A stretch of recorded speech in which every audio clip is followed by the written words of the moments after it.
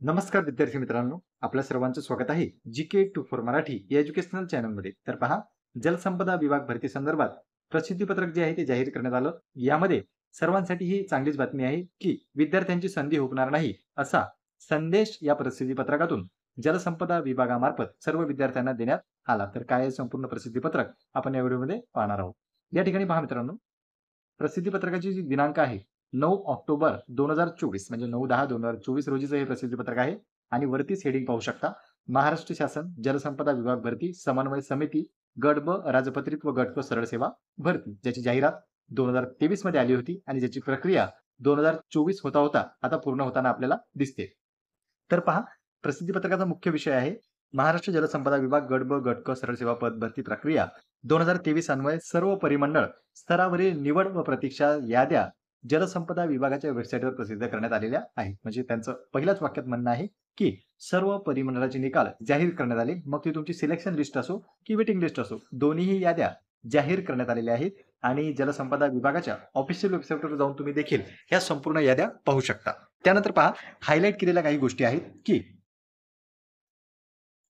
सदर प्रतीक्षा याद्या शासन निर्णय 4/5/2022 मधला जो शासनाचा निर्णय आहे मधील तरतुदीनुसार निवड याद्या जाहीर केल्याच्या 1 वर्षापर्यंत मुदतीत वैध राहतील.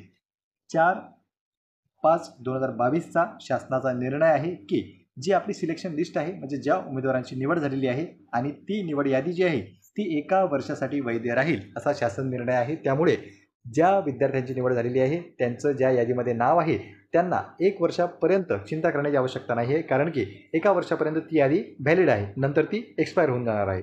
इथे पहा, सदर निवड झालेल्या उमेदवारांच्या शिफारसी समन्वय समितीमार्फत सर्व परिमंडळ कार्यालयास देण्यात आलेल्या आहेत. तसेच त्या परिमंडळाच्या स्तरावरून मंडळ स्तरावर शिफारशी देण्यात आलेल्या आहेत. त्या अनुषंगाने मंडळ स्तरावरील प्रचलित शासन नियमानुसार कार्यवाही करून नियुक्ती आदेश निर्गमित करण्यात आलेले आहे. म्हणजे जे नियुक्ती आदेश आहेत ते देखील या ठिकाणी देण्यात आला. सर्व परिमंडळाला त्यानुसार सूचना देखील देण्यात आलेल्या आहेत. तसेच उर्वरित उमेदवारांचे नियुक्ती आदेश निर्गमित करण्यात आलेले आहेत. अशा वेळी जे उमेदवार संबंधित मंडळ स्तरावर कागदपत्रास उपस्थित नव्हते, म्हणजे डॉक्युमेंट व्हेरिफिकेशनसाठी DV साठी जे कॅन्डिडेट अब्सेंट होते, ज्यांनी तिथे हजेरी लावलेली नाही, असे उमेदवार म्हणजे ज्यांनी कागदपत्रांची पडताळणीची दिनांक त्यांना देण्यात आलेली होती पण ते त्या ठिकाणी गैरहजर होते, तर यांची परिमंडळ स्तरावरून शिफारस रद्द करण्याबाबतची कार्यवाही चालू आहे. म्हणजे त्यांची शिफारस जी आहे ती रद्द करण्याबाबतची कार्यवाही सुरू आहे, कारण की त्यांनी डॉक्युमेंट व्हेरिफिकेशनसाठी तुम्हाला टाइम दिलेला होता, वेळ दिलेला होता, ठिकाणही दिलेलं होतं, पण बरेच उमेदवार असे होते की त्या ठिकाणी DVला प्रेझेंट राहिलेले नाही, त्यामुळे त्यांची निवड रद्द करण्याच्या संबंधित प्रक्रिया सध्या चालू आहे. तसेच मंडळ स्तरावरून निर्गमित करण्यात आलेल्या आदेशांचा कालावधी संपुष्टात आला असल्यास त्यांचे नियुक्तीचे आदेश रद्द करण्याबाबत संबंधित कार्यालयास कळवण्यात आलेले आहे. म्हणजे नियुक्तीचे आदेश जे आहेत ते देखील रद्द करण्यात येतील जर तुम्ही नियुक्तीसाठी गेलेले नसाल तर.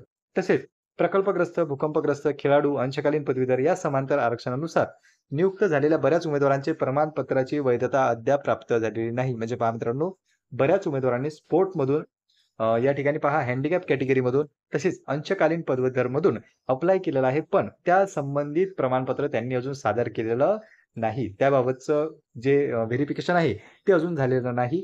त्याबाबत संबंधित यंत्रणेकडे पाठपुरावा चालू असून संबंधित नियुक्तीचे आदेश अद्यापपर्यंत देण्यात आलेले नाही. ज्यांचं डॉक्युमेंट व्हेरिफिकेशन झालेलं नाही, ज्यांनी समांतर आरक्षणाचा दावा मात्र केलेला आहे पण अजून प्रमाणपत्र जाहीर केलेलं नाही, अशा उमेदवारांना अजून नियुक्ती देण्यात आलेली नाही, हे यामधून स्पष्ट झाले आहे. तसेच दिव्यांग प्रवर्गातील देखील उमेदवारांच्या प्रमाणपत्र तपासणी होऊन प्राप्त झालेल्या नाहीत. प्रचलित शासन निर्णयानुसार दिव्यांग व अनाथ उमेदवारांना ते ज्या सामाजिक व प्रवर्गातील असतील त्या प्रवर्गातील सर्वसाधारण जागांवर त्यांची नियुक्ती करावी लागते. जी काही दिव्यांग प्रमाणपत्रे तपासून प्राप्त आहेत त्यातील काही उमेदवारांची प्रमाणपत्रे अवैध ठरलेली आहेत. अवैध दिव्यांग प्रमाणपत्रे देखील या ठिकाणी सादर झाली आणि ती डॉक्युमेंट व्हेरिफिकेशनमध्ये अवैध ठरवण्यात आलेली आहेत. तसेच अद्याप अहवाल प्राप्त नसल्यामध्ये देखील अवैध दिव्यांग उमेदवार असू शकतात, कारण की अजून बरेच अहवाल प्राप्त झालेले नाहीत. अहवाल प्राप्त झाल्याच्या नंतर आणखी काही जे दिव्यांग उमेदवार आहेत ते देखील या ठिकाणी डिस्क्वालिफाय ठरू शकतात किंवा अवैध ठरू शकतात. जोपर्यंत दिव्यांग व अनाथ प्रवर्गातील उमेदवारांची स्पष्टता होत नाही तोपर्यंत पुढील कार्यवाही करण्याबाबत अडचणी येत आहेत. या ठिकाणी विभागाचं स्पष्ट म्हणणं आहे की असे काही उमेदवार होते ज्यांनी स्पोर्ट पर्सन झालं, दिव्यांग झालं, अनाथ झालं अशा कॅटेगरीमधून अप्लाय केलेलं होतं.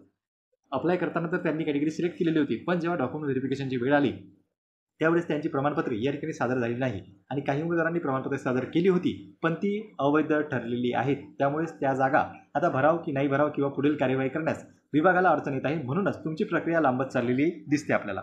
नंतर पहा, सर्वांचा जर आपण सारांश इथे काढला तर सर्वात लास्ट लाईन तुम्ही पाहू शकता की खुल्या प्रवर्गातील बिंदू उपलब्ध झाला नाही तर